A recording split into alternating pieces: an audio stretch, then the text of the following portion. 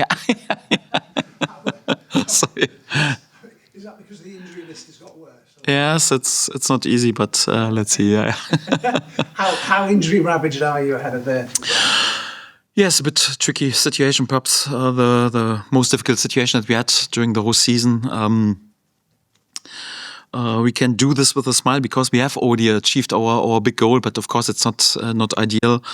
Obviously, Ilia Gruev is out for the season. We spoke about this. Noah Okafor is not available for this game. Gabriel Gudmundsson is not available for this game. Jayden Bogle is not available for this game. Facundo Buonanotte not eligible to play. Then we have also Pascal Struijk not in training yet after the last game. Big doubt if he's available. Ethan Ampadu struggling with illness currently. Also major doubt, was not in training today. So a few question marks, but so far we always found some solutions also to send a competitive side on the pitch, and this is also what we will try to do in our last home game. And of course we want to finish as strong as possible and also with the best possible result. And I back my whole group and I back my players also, like in this circumstances, still to deliver one more top performance here at home, and then hopefully also on the last game day.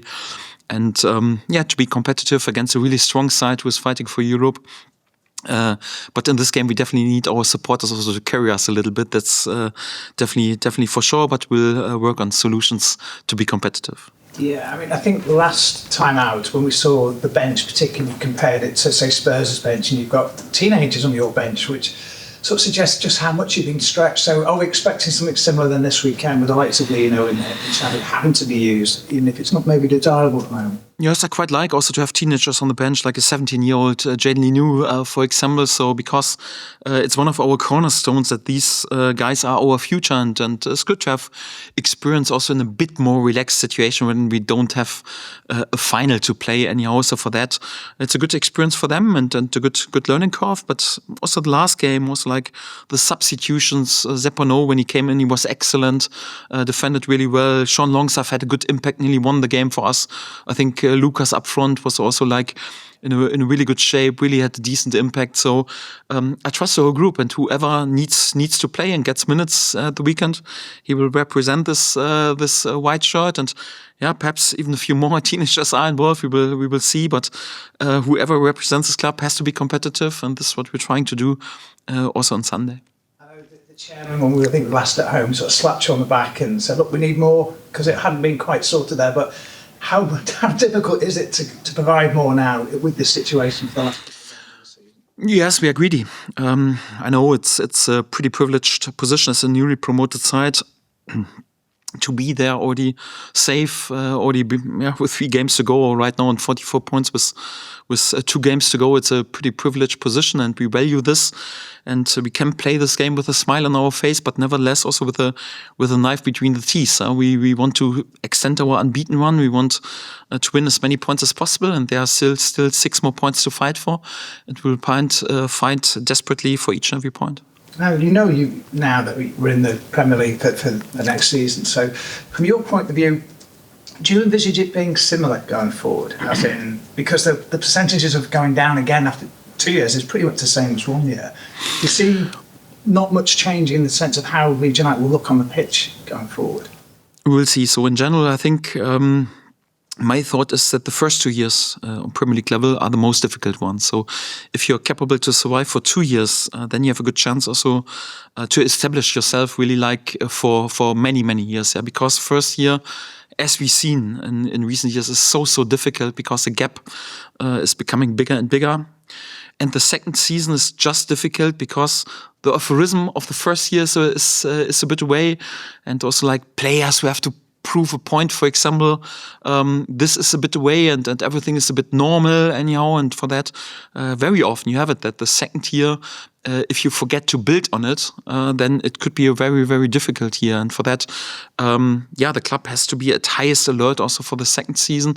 I think it's definitely nothing to underestimate just because we play a really good season or we are in a top position right now, and points wise we could be even on more points if we would have been a bit more effective anyhow. So it's more like the real table in terms of whatever expected goals, and says we should be even higher up the table. And for that, I'm pretty aware and also pretty realistic that the next season will be a difficult one. Yes.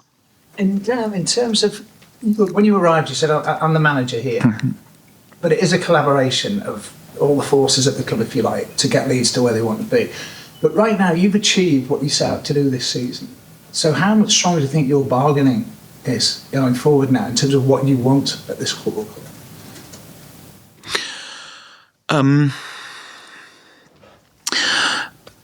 Yeah, to be honest, I understand also all the questions about the future, and I promise also, like, once we have achieved our goals, also to speak about these topics. And I don't want to hide away, but allow me perhaps a little look back also, because for me it's also important today, on such a day, when we can speak about this type of questions, also to express really my heartfelt gratitude and really a big thank you, first of all, to the club, who trusted me also, like, to come in difficult moment into this club and to lead this club into hopefully a better future. Was trusted to overtake the flagship, the first team, and to run the sport, to run the football for this club. And we'll forever be grateful to be allowed to work in this responsible role for this big club. Big thank you, of course, also to my players and my staff, not just during this season, but really from the first day I walked in. It was a joy to work with them, and I'm pretty thankful also to them. And last but not least, but for me also, like, the biggest thank you goes out to our supporters, because really from the first day I got so much support, so much trust, so much faith, and so much positivity, and I felt so much hope that everyone was hoping that it would work out, more or less, this project. This was for me a really amazing experience. You know, we have a huge fan base and such a passionate fan base, and of course sometimes people can also be a bit nervous or a bit doubtful, or there are some questions anyhow, and this is normal. But I never had the feeling it's out of a negative way. It's just because everyone loves this club so much and cares so much about this club, and everyone wanted us to succeed. And I told you before, I had a soft spot for Leeds United even before I signed. But meanwhile, I'm proper infected, if I'm honest, and I'm so grateful to be around right now that I can call myself also like a proper member of this Leeds United family, and this is just due to our amazing supporters. And this club will always have a very special place right now, from now on, in my heart, and I will feel as a family member of this club. And I'm very grateful. And I'll be honest, my biggest motivation during the whole time here was to give this joy and this belief and this pride back to our supporters in this club. And this was my biggest motivation. And for that, big thank you to our supporters. Once I signed the contract 3 years ago, we spoke about the goals, what we want to achieve.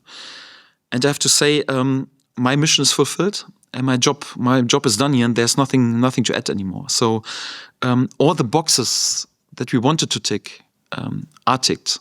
Don't want to go too much into details, but of course it was in the beginning crucial to steady the ship and to give some stability in strange circumstances. We didn't even have a team, big financial pressure, contract chaos situation. It was important to reunite the club also in this topic, and also to give the supporters a team where they can be proud of, and that that this team is worth to represent the shirt. This was the first instance, and under these circumstances, we played a really good first season with winning 90 points in the championship. It was perhaps not that much in the spotlight, but for me it was also important to work already then on the mid and the long-term future of the club. And for me, once I overtook here a training ground at Thorp Arch that was on League One level, with all respect. But for me, it was also important to invest and to rebuild the training ground, because this is the engine room of Leeds United. This is more or less like the daily heartbeat of Leeds United. Of course, for the first team, but not just for the first team, also for our academy. Yeah? We have to produce not just products and young players who are capable to join in a championship squad. We right now want to educate for the Premier League, and for that we have fantastic people and who are responsible, fantastic coaches who are responsible. But the training ground was not on top level, and thank God I got lots of support and also top people in the planning and execution also to build this training ground. And we have right now a proper competitive Premier League training ground. Not finished yet. We still have to keep going, but this was also important during the first season. And the second topic was also financial situation, PSR issues. We need to develop young players and to create values. And this is what we did in the first season. We did this with young product like Archie Gray. We did this with Chris Somerville, Georgie Ritter. We had to sell them all in the summer. We earned more money than any other club in the summer transfer window during this period. And we still wanted to be ambitious. I think it was crucial to ease up the financial situation in terms of PSR issues. But we still wanted to be ambitious and still wanted to bring this club back to the promised land.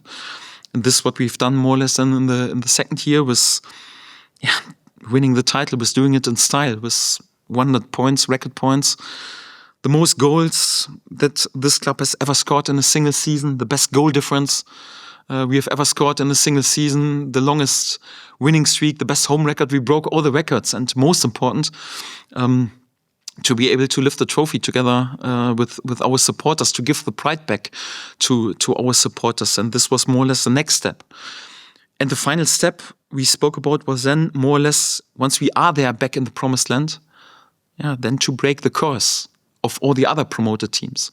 And we knew we have spent a proper amount of money last summer, but perhaps even less than many other clubs in the years before. But we wanted a better outcome. We wanted to stay there. And to do this also in this way is probably the biggest achievement, because we fully deserve also to play in the next season on Premier League level. We were 1 or 2 game days, I think, under the line.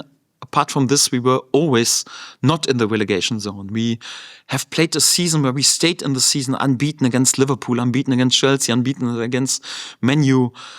Away win at Old Trafford, first since decades, the first on Premier League level at all. We've played FA Cup semi-final anyhow, so the best cup run since decades.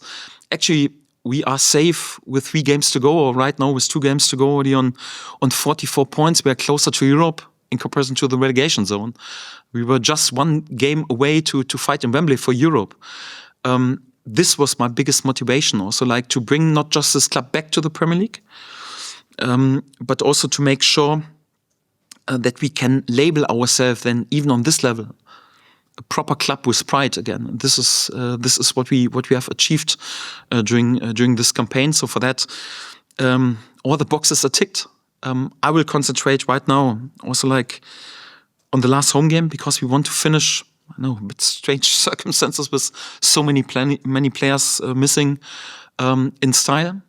I want to show my appreciation to our supporters, because what they have done for us in the last years is amazing, and for me really second to none. And I want to show my appreciation, hopefully with a good performance and a good result, but even more like to show my appreciation to them, because the supporters are the most valuable asset of this club, and they will always be.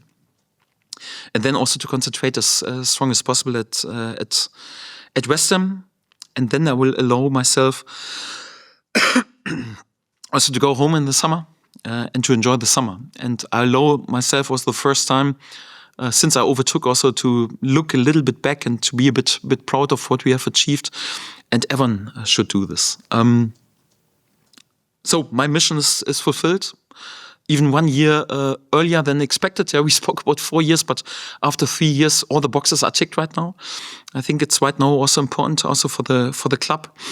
Right now that we sit together and sit also in a trustful atmosphere together and to speak about new goals, because this period is done right now. We have to speak right now about new goals. We have to speak about the way we want to achieve it. We have to speak about the processes. And this is quite important. And then, before I speak about the future and what we have to do anyhow, for me it's important. I'm not the club anyhow. The club has to decide also about where we want to be in a few years' time. What are the new goals? How are the processes? How do we want to achieve it? And this is what we'll do right now, internal and in a very trustful atmosphere together, and to speak about this. And then we will see what the outcome is. But I'm just looking forward to my last home game during this season here. I want to show my appreciation to the supporters, and then, want to be allow myself also to be a bit proud in the summer. And once we have spoken about the future and what we will do, then we can speak about it also in public. But in Brighton, do we see a vision of the future for Leeds quite soon? A side that's competing, who knows, for Champions League, but certainly Europe, it would appear, and who plays great football. Yes, fantastic what they have achieved. They are established Premier League side, had many solid finishes, even in the top half of the table. And again, Fabian has also done a fantastic job during this season. There was also a spell for them when it was a bit tricky, but he has stabilized the team during the season. And they're right now fighting for the Champions League, at least for Europe anyhow. And amazing position. So this is also a club who is more or less developing organic step by step, and can be a different club. So Brighton can't be a role model for Leeds United. So the tradition is different, the fan base is different, the size of the club is different, of course. But their processes and their approaches is quite remarkable, and for that they deserve lots of credit. Thank you. Hi, Daniel. Hi. Last time that you guys faced Brighton was back right at the beginning of November. Just how different, you spoke there on the journey that this team has had in this Premier League season. How different are you expecting this weekend's clash to be against them? Not too much, because we were very respectful even in this game, and they've shown why we should be respectful. It was perhaps one of our bit weaker days anyhow, but you also have to give credit to Brighton. They played an excellent game. They have fantastic players, fantastic options also on the bench, and they're a dangerous side. So they're good in possession, very focused and concentrate on good process in the build-up. You have to stop them. It's important to be balanced in terms of being good against the ball, to press them with intensity, but also not to lose the nerves. For that, they play two good processes. So it's just intensity and just motivation won't be enough. You also have to be, with the tactical approach, really spot on, and to be aware of many offensive threats. And this is also what we have to do right now. They're in red hot form again. They are fighting even for the Champions League right now, and we know it's a very tough test. And sorry, they will be desperate also to win the points, but we also want to finish in style and with the best possible outcome, and with the support of our supporters. Then we also have a game in this game, a chance in this game. I know you've mentioned that, I guess, the goals for the future haven't quite been outlined yet, and you said that first 2 years in the Premier League, survival is the word that you think is most important. But in your opinion, after how capable your side have proven to be, do you not think you can strive? Do you not think there's room to strive for a lot more than just survival in their second year back in the Premier League? I'm ambitious. And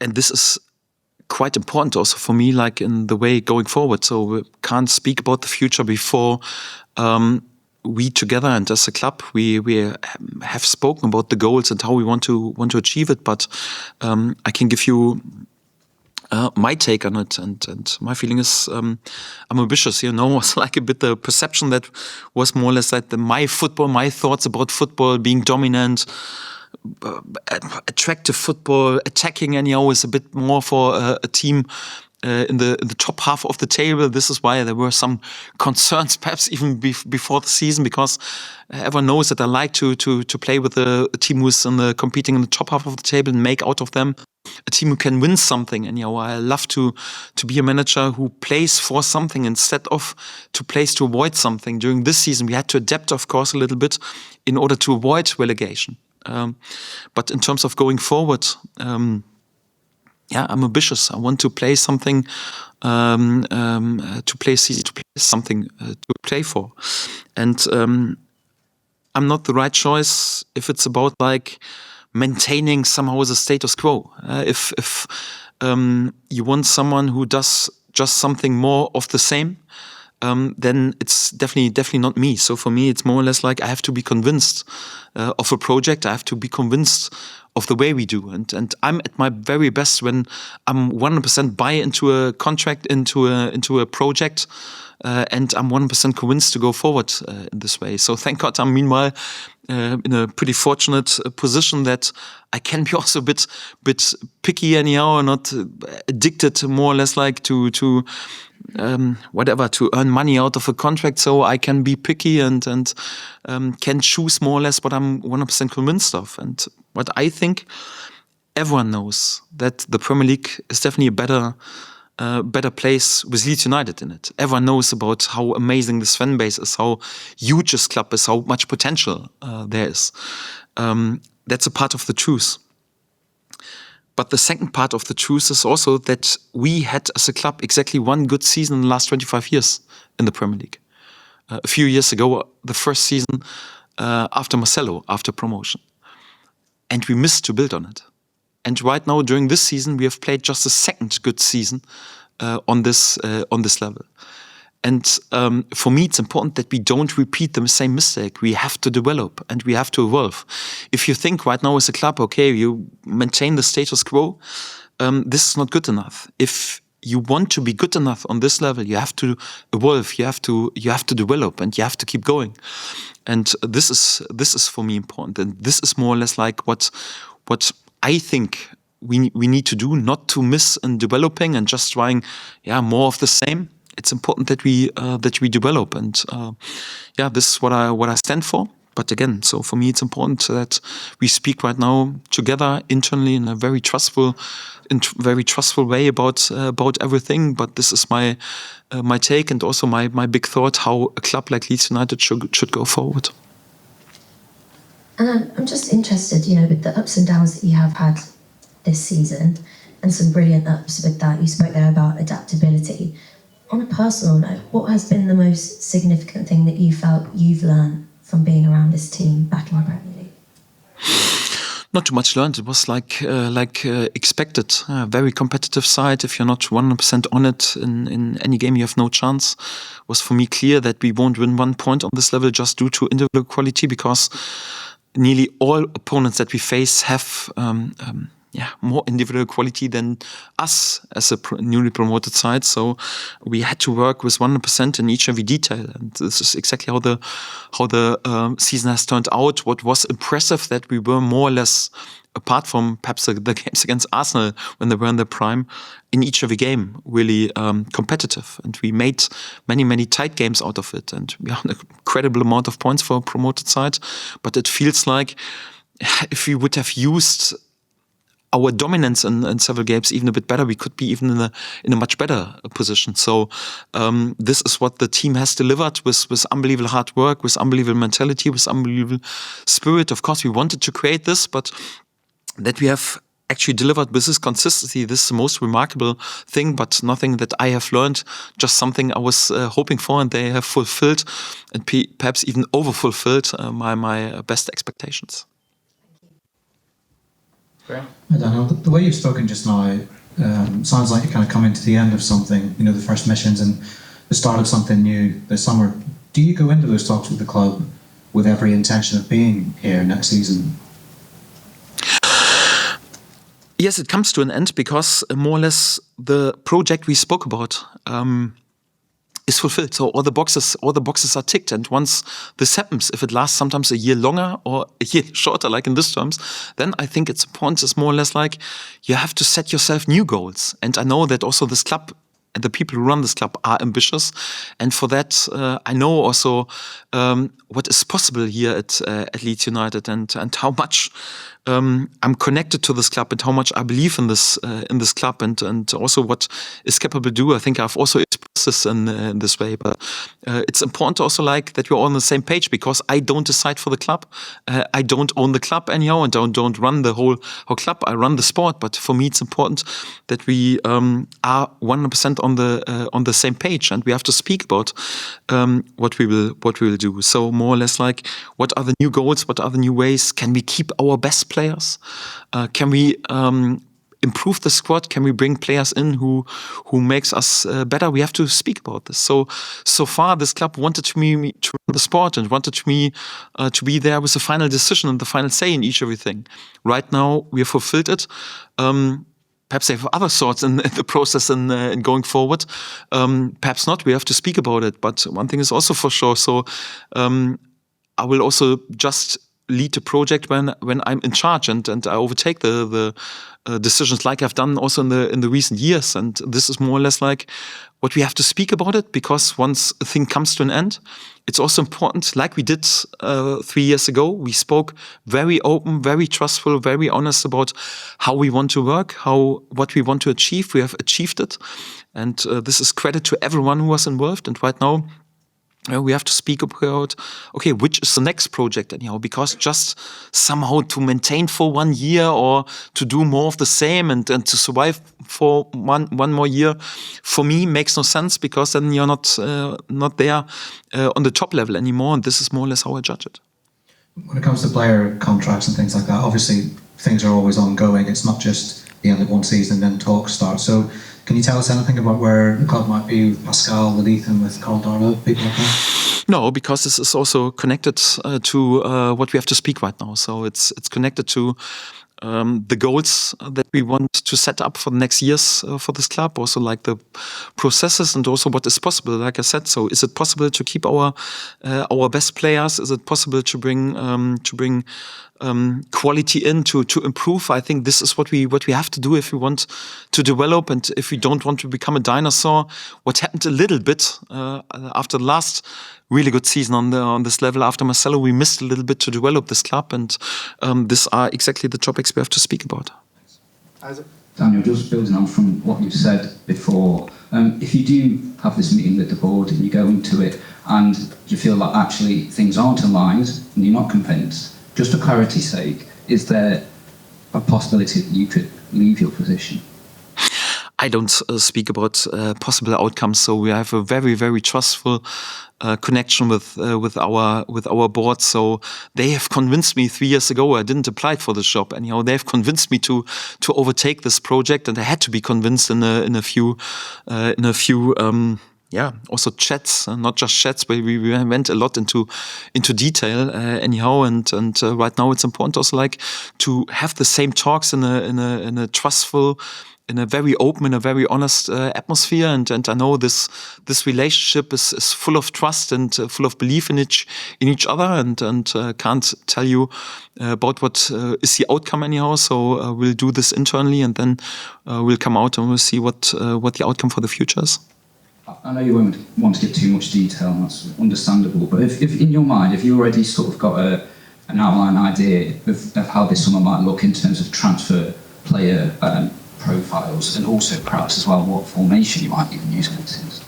Yes, this is exactly also what I speak with my key people about, what I think, what we have to do, also like what we will do in terms of formation, what we have to do in terms of contracts. These are exactly also my thoughts, that I will speak in a very trustful and honest atmosphere with the club. And again, so sorry that I can't really answer all these questions in a way and open and honest way like I normally have done also during the last 3 years and very transparent. But right now, as this comes to an end, anyhow, I think it's important to, first of all, that we are 100% clear and 100% on the same page before I go out public and speak about individual contracts or individual players or what we'll do. So I hope you can understand this and can be a bit more patient till we have then the more or less the final outcome. Hello, Daniel. There's a lot of doubt in your voice, and you seem to have reservations, and you've said the owners are ambitious, you know that. So what is it that's giving you pause for thought? What is it that's making you question whether there won't be alignment?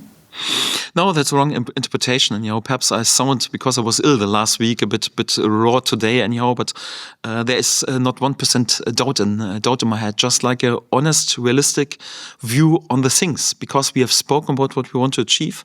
And I had not 1% energy to waste on future and other things. And just wanted to concentrate. Even all the outside noise during all the time I have ignored it, we have ignored it, and just have worked towards the target and right now, and we have achieved it, and this is something remarkable. If it would be easy, the clubs in the last years would have achieved it as well. But right now is also important. It's not like, okay, we just write the story ongoing and we don't speak about what happens. So I'm full of belief. I'm full of energy and full of trust. And and this is why there's not one doubt in my head. But we have to speak open and honest and realistic about, okay, what are the next steps? What are the goals? Not just for the next month. So spoke about how difficult the next season will be. Second season after promotion is difficult. But I think it's important to have a clear vision right now, like we did the last time. We had a clear vision, a 3, 4, 5 years plan.